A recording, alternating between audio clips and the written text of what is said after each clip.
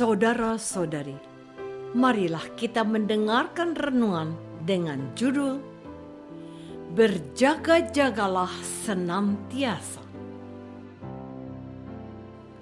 yang berdasarkan pada Injil Matius bab 24 ayat 37, 40 dan 42.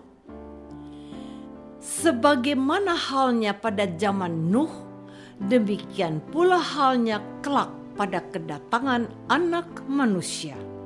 Pada waktu itu, kalau ada 2 orang di ladang, yang seorang akan dibawa dan yang lain akan ditinggalkan.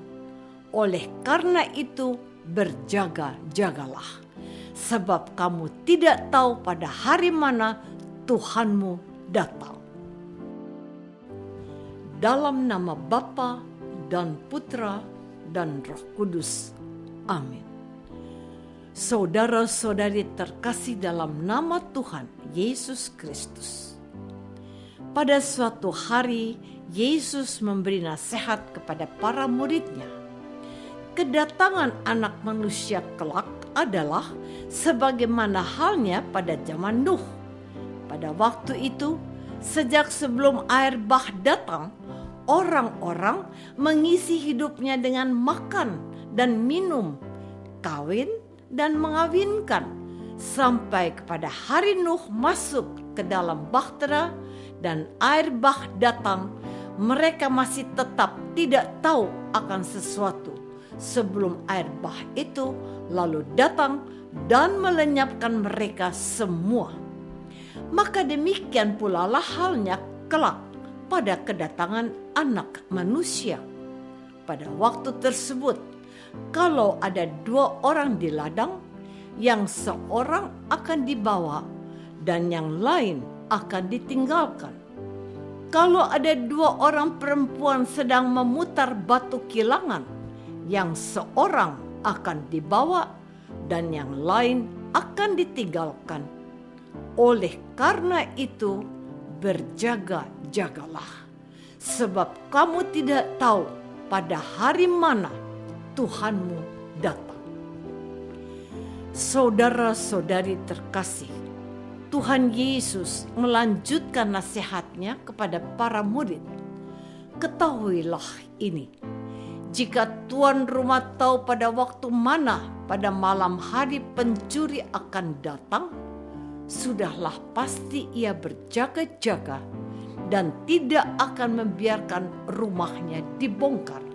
Sebab itu, hendaklah kamu juga siap sedia, karena Anak Manusia datang pada saat yang tidak kamu duga. Nasihat Tuhan Yesus dalam firman hari ini serupa dengan nasihat Yesus dalam firman hari Sabtu kemarin, yaitu agar kita berjaga-jaga dan siap sedia menyambut kedatangan Anak Manusia.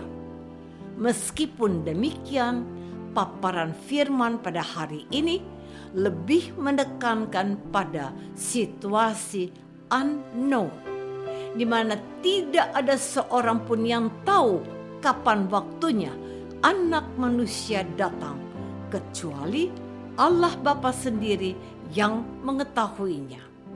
Bagaimana perasaan kita mendengar pesan Yesus pada hari ini?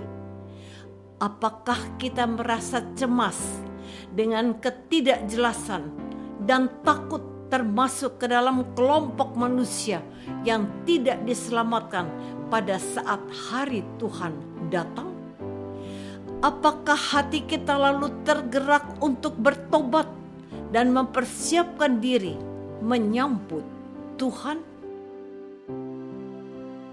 Saudara-saudari terkasih, pada tahun 2011 beredar film dan isu bahwa orang-orang kaya di dunia membangun bunker di bawah tanah atau di luar angkasa untuk persiapan menyelamatkan diri bila mana terjadi bencana alam besar di mana-mana pada tahun 2012. Bila kita cermati lebih teliti, film dan isu yang beredar itu berisi ketakutan manusia yang mendorongnya berusaha untuk menyelamatkan dirinya.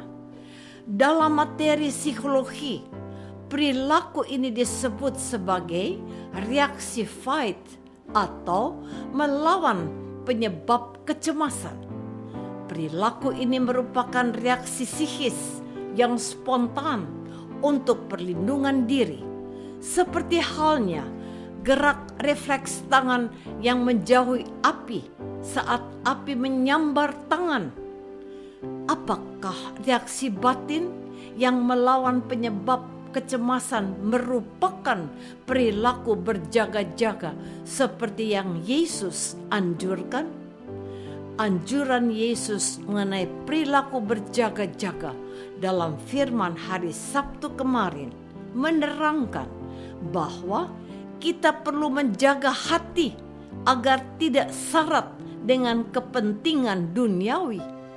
Oleh karena itu, saat kita takut lalu bergegas mencari perlindungan dengan mengandalkan kekuatan manusia sendiri, maka tindakan kita ini adalah kepentingan duniawi pribadi dan tidak sesuai dengan anjuran Yesus untuk berjaga-jaga. Saudara-saudari terkasih, mari kita tinjau kondisi batin kita saat ini. Apa sajakah yang kita lihat dan dengar? Audiovisual berisi firman, lalu lintas pikiran dan perasaan. Apakah kita terfokus dengan ini? Bila pada saat sekarang ada orang lain yang datang bertanya dan minta penjelasan akan sesuatu, atau minta bantuan kita untuk mencari suatu barangnya yang hilang, apakah kita akan merasa terganggu dengan kehadiran sesama tersebut? Ketika kita terfokus pada sesuatu, biasanya kita merasa tidak nyaman saat orang lain datang dan memecah fokus kita. Tanpa sadar, kita mengedepankan kepentingan sendiri atau mengebelakangkan kepentingan orang lain. Tanpa sadar, kita lalai untuk berjaga-jaga senantiasa. Namun pada saat yang bersamaan, kesadaran kita akan kelalaian ini telah membuka cakrawala batin kita menjadi lebih luas daripada sebelumnya. Kita menjadi lebih sadar diri sekarang. Demikianlah pola tidak sadar dan sadar ini akan terus bergulir. Lama-lama rentang waktu sadar jadi lebih lama dan rentang waktu tidak sadar jadi lebih pendek. Maukah saya berjeda antar aktivitas untuk memeriksa dan menyadari kondisi batin? Marilah kita berdoa. Tuhan Yesus, terima kasih atas penegasan-Mu melalui firman hari ini.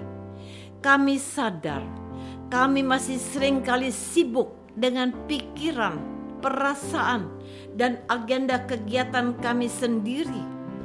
Kami kurang menyediakan waktu untuk berjeda dan diam sejenak di tengah-tengah aktivitas sehari-hari. Terima kasih atas kesadaran ini.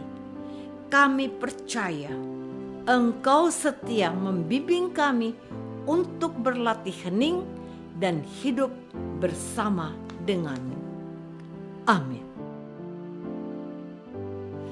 Semoga kita semua selalu dinaungi dan dibimbing oleh berkat Allah yang Maha Kuasa, Bapa dan Putra dan Roh Kudus. Amin.